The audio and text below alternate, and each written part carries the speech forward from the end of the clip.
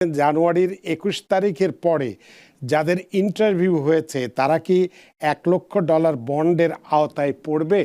এ বিষয়ে আপনার কাছে কি তথ্য আছে?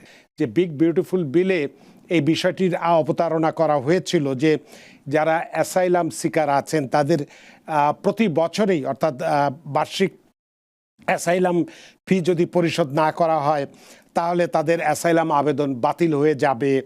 কাজের অনুমতি প্রদান যা অনুমতিপত্র প্রত্যাহারের বিধান, পাশাপাশি যে কয়েক দশক ধরে থাকা যে ৩০ দিনের মধ্যে প্রথমবারের আশ্রয় প্রার্থীর বা অ্যাসাইলাম সিকারের ওয়ার্ক পারমিট আবেদন নিষ্পত্তির নিয়ম বাতিল হবে ইত্যাদি ইত্যাদি নানান কথাগুলো বলা হয়েছিল। তো এক্ষেত্রে আপনার কাছে জানতে চাইবো যে কোর্টের এই আদেশ কি সবার ওয়ার্ক পারমিটকেই সুরক্ষা দিয়েছে নাকি নির্দিষ্ট কিছু দেশের নাগরিকদের জন্যই এই রায়টি কার্যকর হবে বা প্রযোজ্য হবে? তো ওই আইনের অধীনে এরকম বেশ কিছু ক্লাস অ্যাকশন লসুট হয়েছে। আপনি বিশ্বাস করেন জানেন এখনো বোধহয় সিএসএস লুলাকের কেস সেই 86 এর যে শুরু হলো ওই কেসগুলা এখনো শেষ হয় নাই। ফলে এগুলা দিয়ে যদি একটা লিটিগেশন শুরু করে, যেটা করছে এবং খুব বুদ্ধি করে ওই ম্যাসাচুসেটস এর ফার্স্ট সার্কিটের আন্ডারে করেছে, ওইখানে মোর প্রো ইমিগ্রেন্ট যেমন টেক্সাস হইলে সবচেয়ে ভয়ঙ্কর অবস্থা আর কি। তো এই যে হলো, হ্যাঁ, এইটা কতদিন পর্যন্ত যাবে এটার কোনো ইয়ত্তা নাই। এগুলা একবার এই কোর্টে হবে, তারপরে আপিল হবে, তারপরে আবার ফেরত আসবে। আবার এই করতে করতে যেমন এই সিএসএস রুলার যারা এগুলার বেনিফিশিয়ারি বা এগুলার মধ্যে দিয়ে গিয়েছেন, এখানে একটা বিরাট অংশ আপনি ভাবতে পারবেন না যে মানে প্রত্যেক ঘরে ঘরে একজন করে আছেন আর কি এরকম অবস্থা সিএসএস রুলার। যে বিগ বিউটিফুল বিলে এই বিষয়টির অবতারণা করা হয়েছিল যে যারা অ্যাসাইলাম সিকার আছেন তাদের প্রতি বছরেই অর্থাৎ বার্ষিক অ্যাসাইলাম ফি যদি পরিশোধ না করা হয় তাহলে তাদের অ্যাসাইলাম আবেদন বাতিল হয়ে যাবে। কাজের অনুমতি প্রদান যা অনুমতিপত্র প্রত্যাহারের বিধান, পাশাপাশি যে কয়েক দশক ধরে থাকা যে ৩০ দিনের মধ্যে প্রথমবারের আশ্রয় প্রার্থীর বা অ্যাসাইলাম সিকারের ওয়ার্ক পারমিট আবেদন নিষ্পত্তির নিয়ম বাতিল হবে ইত্যাদি ইত্যাদি নানান কথাগুলো বলা হয়েছিল। তো এক্ষেত্রে আপনার কাছে জানতে চাইবো যে কোর্টের এই আদেশ কি সবার ওয়ার্ক পারমিটকেই সুরক্ষা দিয়েছে নাকি নির্দিষ্ট কিছু দেশের নাগরিকদের জন্যই এই রায়টি কার্যকর হবে বা প্রযোজ্য হবে? না, আলটিমেটলি গিয়ে কিছু ক্ষেত্রে তো কয়েকটা কান্ট্রি এখানে এফেক্টেড হবে যদি টিপিএস হয়। সব কান্ট্রি তো আর টিপিএস পায়নি, হ্যাঁ, ফলে যারা যারা পেয়েছে ফলে আলটিমেটলি কিছু কিছু কান্ট্রি হবে। আর যদি অ্যাসাইলাম হয় এটা তো যে কোনো কান্ট্রি হতে পারে। আমি এখানে একটা জিনিস মনে করতে চাই, 1986 এর পরে বেশ কিছু ক্লাস অ্যাকশন লসুট হয়েছিল এবং সেগুলার কিছু কিছু আছে এখানকে আমাদের কমিউনিটির অনেকেই এগুলা খুব ভালো করে জানেন এই শব্দগুলা, সিএসএস লুলাক। এই ধরনের বেশ কিছু ক্লাস অ্যাকশন লসুট হয়েছিল যখন ওই যে রিগানের সময় আসলো যে যারা অত তারিখ থেকে এখানে ছিল কন্টিনিউয়াস, তারা ওই কি যেন বলে তারা এখানে কিছু একটা পাবে।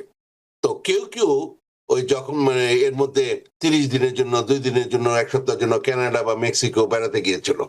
তো তখন এটা নিয়ে বড় সুপ্রিম কোর্টের রায় হয়, যারা মানে শর্ট টাইম 30 দিনের মতো সময়ের জন্য বাইরে যায় তাদেরকে এটা ওরা একটা 3টা টার্মও ইউজ করলো, হ্যাঁ, করে বলা হইলো যে এই ধরনের যারা মানে এগুলাকে ইনোসেন্ট, মানে এটার জন্য তাদের কন্টিনিউয়াস যে ফিজিক্যাল প্রেজেন্স এটা ইন্টারাপ্টেড হবে না। তো এগুলা করে একটা আসলো, কিন্তু তার আগে যেটা হলো তারা যখন অ্যাপ্লাই করতে গেল ফরেন ডেস্ক থেকে তাদেরকে ফিরিয়ে দেওয়া হলো। তো ওই আইনের অধীনে এরকম বেশ কিছু ক্লাস অ্যাকশন লসুট হয়েছে।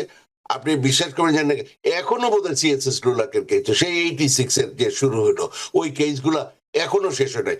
ফলে এগুলা দিয়ে যদি একটা লিটিগেশন শুরু করে, যেটা করছে এবং খুব বুদ্ধি করে ওই ম্যাসাচুসেটস এর ফার্স্ট সার্কিটের আন্ডারে করেছে, ওইখানে মোর প্রো ইমিগ্রেন্ট যেমন টেক্সাস হইলে সবচেয়ে ভয়ঙ্কর অবস্থা আর কি।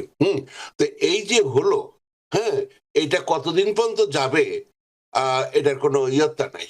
এগুলা একবার এই কোর্টে হবে, তারপরে আপিল হবে, তারপরে আবার ফেরত আসবে। আবার এই করতে করতে যেমন এই সিএসএস রুলার যারা এগুলার বেনিফিশিয়ারি বা এগুলার মধ্যে দিয়ে গিয়েছেন, এখানে একটা বিরাট অংশ আপনি ভাবতে পারবেন না যে মানে হয়তো প্রত্যেক ঘরে ঘরে একজন করে আছেন আর কি এরকম অবস্থা সিএসএস রুলার, অনেক কিছু আছে।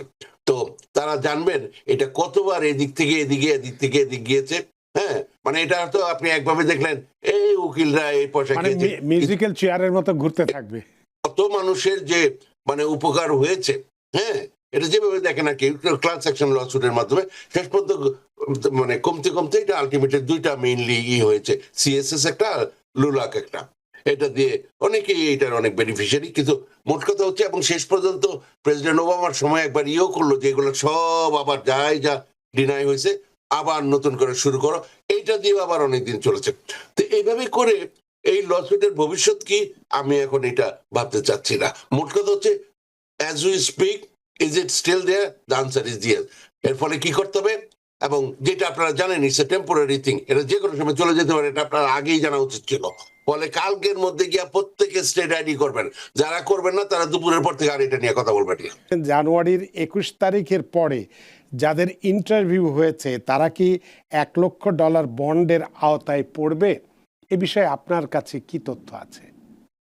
ব্যাপারটা হচ্ছে আমার যতদূর আমি বুঝি সেপ্টেম্বরের আই থিঙ্ক 24 তারিখে পর থেকে এই নতুন যে ব্যবস্থাটা এটা ইফেক্টিভ হবে, এই ধরনের একটা কথা। এবং সেই থেকে পুরনো যে অ্যাপ্লিকেশন যেটা আছে 485 এটার কাজ করবে না, নতুন ফর্মে যাবে গেল।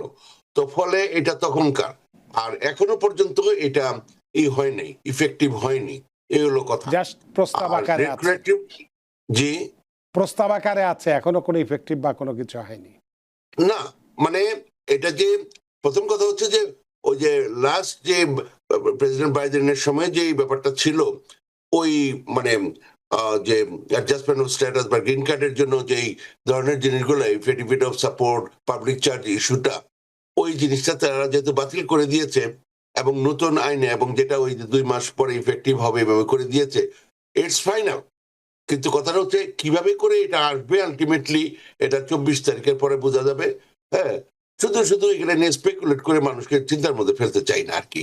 হ্যাঁ, তবে এখানে কথা হচ্ছে এই যে বন্ডের যে ব্যাপারটা কত টাকা অ্যাকচুয়ালি হবে সেটা নিয়ে না হয় পরে আলাপ করা যাবে, কিন্তু এগুলা প্রথম ট্রাম্প সাহেবের আমলও ছিল, মানে এরকম একটা আইন আসছিল।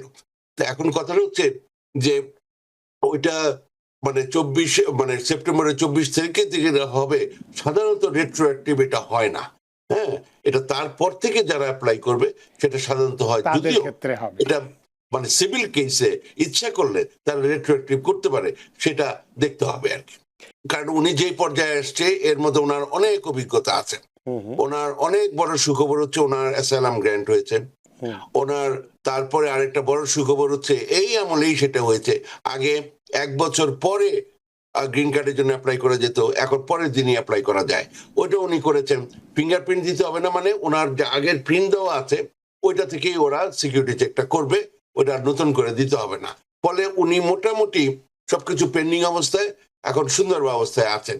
এখন যতদিন লাগবে, ওনার এর মধ্যে ওয়ার্ক পারমিট আছে, উনি ইচ্ছা করলে উনি পারমিশন নিয়ে বাংলাদেশ ছাড়া অন্যান্য জায়গায় যে কোনো জায়গায় যেতে পারেন। ফলে হি ইজ ডুইং ফাইন। এদিক দিয়ে ওনার মানে ফ্যামিলির জন্য যেই প্রসেসিংটা ওটা অত্যন্ত ভালো অবস্থায় আছে। এখানে প্রথমে ইউএসসিআইএস অ্যাপ্রুভ হইতে হয়, সেখান থেকে এনবিসি হয়ে হ্যাঁ নাম্বার দিয়ে দেশে পাঠানো হয়েছে, ওরা ইন্টারভিউ নিয়ে ভিসা নিয়ে আসবে। ফলে এইখানে সবকিছুই খুবই সুন্দরভাবে, এবং আমি তো মনে করি আমি এই প্রশ্নটা ওনাকে উত্তর দিচ্ছি না, ওনার যে পরিবারের লোকজন, তাদের শ্বশুর বাড়ি, তাদের আত্মীয় স্বজন, তাদেরকে দিচ্ছি। কারণ তারা তো ভাবছেন কালকেই নিয়ে যান না কেন, কিন্তু উনি যতটুকু করার উনি খুবই সুন্দর একটা পরিবেশ করে রেখেছেন এবং সাকসেসফুল হয়েছেন। এখন অপেক্ষা করা, কিন্তু এই অপেক্ষা মানে কি, যখন ইন্টারভিউ দিতে যাবে হ্যাঁ তখন যেন বলতে পারে কে কি করে। আপনি পড়ালেখা করেন বা চাকরি করেন, কিছু একটা করতে হবে, আপনি বসে আছেন, আপনি আমেরিকা যাবেন, এগুলো বন্ধ করেন। যার যার যোগ্যতা আছে সেই অনুযায়ী ব্যবসা করেন, দোকানদারি করেন, মানে কম্পিউটার সায়েন্সে কাজ করেন, হোয়াটএভার ইট ইজ, প্রফেসরি করেন, কিছু একটা করতে হবে। ওই আমেরিকা যাবেন বলে খালি বসে আছেন, ওগুলো যেন ইন্টারভিউ অফিসার না দেখে। এগুলো আজকাল এগুলো পছন্দ করেন না, যে যারা এরকম বেকার বসে আছে তারা এখানে এসে কি করবে, তখন ওই যে ফুড স্ট্যাম্প খাবে, খোঁজাখুঁজি করবে কোনখানে কোন সুযোগ সুবিধা আছে, ওগুলো নেওয়া যায় কিনা ফ্রি, এগুলা করবে। ফলে এই মুহূর্তে আপনাদের যা করার আছে ওগুলা করেন। অত্যন্ত ভালো অবস্থাতে ইনি এগুলো করে রেখেছেন। এখন শুধু যারা দেশের থেকে যারা আসবে তারা সুন্দরভাবে ইন্টারভিউ দিতে যাবেন এবং তারা যেন একটা পরিচয় দিতে পারে তারা কি করেন। ছোট কাজ, ডাজন্ট ম্যাটার, ওনার একটা ছোট মুদির দোকান আছে, কিন্তু করেন, কিছু একটা করেন, এই হলো কথা, বসে থাকবেন না। ধন্যবাদ।